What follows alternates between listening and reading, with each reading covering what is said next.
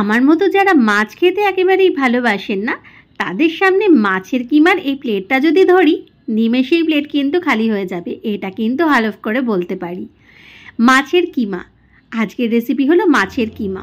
খুব সহজ পদ্ধতি, কিন্তু একটু অন্যরকমভাবে মাছ খাওয়া। এইটা শেষকালে যখন মাছের পিসগুলো ফ্রিজে পড়ে থাকে তখন এই ঘাড়ের কাছের পিস, ছোট পিস এগুলোই থাকে দেখি। তো সেই সব পিস দিয়ে আজকে বানিয়ে নেব মাছের কিমা। মাছগুলো প্রথমে আমি নুন হলুদ মাখিয়ে একটুখানি সর্ষের তেলে এপিট ওপিট করে হালকা করে একটু ভেজে নিচ্ছি। হাই ফ্লেমে একেবারেই ভাজবো না, মিডিয়াম ফ্লেমে এপিট ওপিট করে দুটো দিক একটুখানি সোনালি করে ভেজে নেব, যাতে কাঁচা একেবারেই না থাকে। উল্টে পাল্টে মাছগুলো আমি ভেজে নিচ্ছি। ফ্রিজের মধ্যে শেষকালে যখন মাছের এই পিসগুলো পড়ে থাকে তখন এগুলো দিয়ে ঝোল ঝাল খেতে একেবারেই ইচ্ছে করে না, তখন কিন্তু এই ধরনের মাছের কিমা বানিয়ে নেওয়া যেতেই পারে।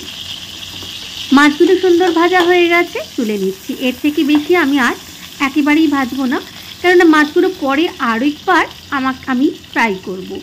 কাজেই একটু হালকা করে ভেজে তুলে রাখছি। খুব বেশি যদি এখনই ভেজে নিই তাহলে মাছগুলো শক্ত হয়ে যাবে, চামড়ার মতো হয়ে যাবে।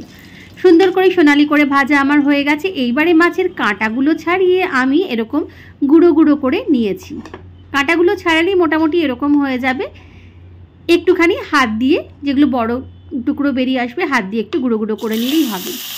অপরদিকে ওই তেলের মধ্যেই আমি দিয়ে দিচ্ছি এখানে পেঁয়াজ, আদা, রসুন, কাঁচা লঙ্কা কুচি।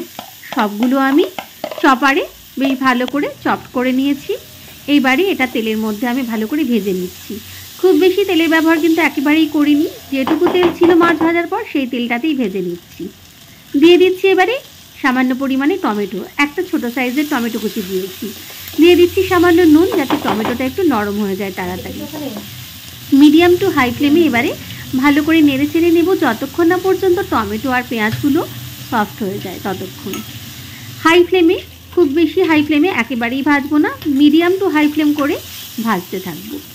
দিয়ে দিলাম হলুদ গুঁড়ো আর লঙ্কা গুঁড়ো, খুবই সামান্য পরিমাণে দিলাম, কেননা লঙ্কা কুচি দেওয়া আছে আর হলুদ গুঁড়ো দিয়েও মাছটা কিন্তু ভাজা হয়ে আছে। খুব সামান্য পরিমাণে হলুদ গুঁড়ো, লঙ্কা গুঁড়ো দিয়েছি। এইবারে ভালো করে নাড়াচাড়া করে নিচ্ছি মিডিয়াম টু হাই ফ্লেমে। খুব ভালো করে যখন পেঁয়াজটা নরম হয়ে যাবে, টমেটোগুলো বেশ গলে গলে যাবে, তখন দিয়ে দিচ্ছি গুঁড়ো করে রাখা মাছগুলো, কাঁটা ছাড়িয়ে গুঁড়ো করে রাখা মাছগুলো সবটা দিয়ে দিলাম।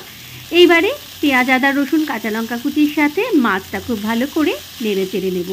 এই সময় গ্যাসের ফ্লেমটা একটু হাইতে করে নিয়েছি, একটু হাইতে করে মাছগুলো ভালো করে ভেজে নেব। পেঁয়াজ, আদা, রসুনের সাথে এই মাছটা যখন ভাজা হবে তখন একটা সুন্দর গন্ধ কিন্তু বেরোবে, খেতেও কিন্তু খুব ভালো লাগবে। আর মাছের যে একটা আঁশটি গন্ধ থাকে সেটা কিন্তু একেবারেই চলে যাবে। বেশ কিছুক্ষণ ধৈর্য ধরে মাছটা ভেজে নেওয়ার পরে যখন এরকম অবস্থায় আসবে, বেশ সুন্দর সব কিছু মিশে গেছে, তখনই বুঝবেন রান্নাটাও কিন্তু হয়ে গেছে। মাছগুলোও বেশ সুন্দর ভাজা হয়ে গেছে পেঁয়াজ, আদা, রসুন, কাঁচা লঙ্কা সব কিছুর সাথে। ওপর থেকে সামান্য ধনেপাতা কুচি ছড়িয়ে দিলাম। এইটা দিলে কিন্তু খেতে আরও ভালো লাগবে। একদম রেডি মাছের কিমা। এইটা রুটি দিয়ে খেতে যেমন ভালো লাগে তেমনি সাদা ভাত দিয়ে খেতেও খুব ভালো লাগবে, তবে রুটি পরোটা দিয়ে কিন্তু খেতে এটা বেশ ভালো লাগবে। হাইওয়ের ধারের ধাবাগুলোতে যখন এই মাছের কিমা গরম গরম রুটি পরোটার সাথে পরিবেশন করা হয় তখন খেতে কিন্তু অসাধারণ হয়। যারা মাছ খেতে ভালোবাসেন না তারাও নিমেষেই কিন্তু এরকম একটা প্লেট খালি করে দিতে পারবেন, আর রুটিও দুটো বেশি খেয়ে ফেলবেন।